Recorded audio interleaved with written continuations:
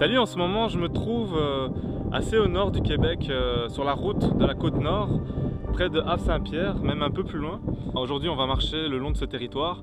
On va aller visiter la côte, pas très loin d'ici, donc allons-y tout de suite.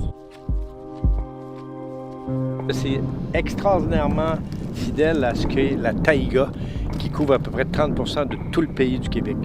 Fait que voici une zone de taïga, donc il y a de la toundra arbustive puis des zones de forêt d'épinettes noires. Là.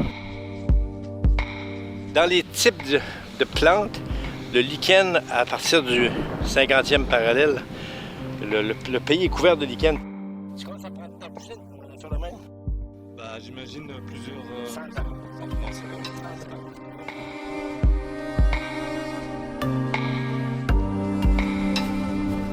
Les plus vieux arbres de la Côte-Nord, c'est sur les îles comme ça, exposées. Puis ça pousse jamais en hauteur. Puis regarde le tronc. Ça peut avoir 200, 300, 400 ans. C'est plus vieux que de l'érable. Et moi, j'ai connu quand même la Côte-Nord depuis plus que 40 ans. Mais cet endroit-ci, ces baies qui sont un petit peu à l'ouest de Baie-Joinville, j'ai jamais vu d'espace aussi puissant.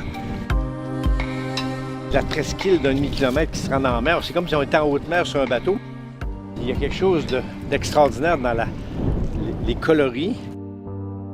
On s'est retrouvé un peu coincé par la marée haute. Puis là, je suis en train de faire du hors-piste. Les troncs sont super raides, denses, super compliqués à traverser.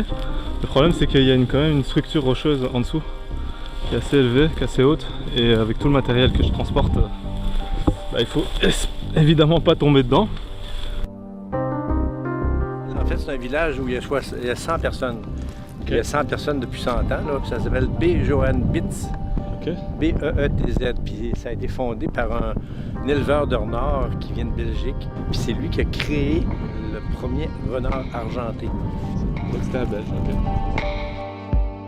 Ça a bien écorché les vêtements et les jambes. Mais voilà, j'espère que cette vidéo avec Jean Désy vous a plu. Je vous invite à suivre les prochaines aventures.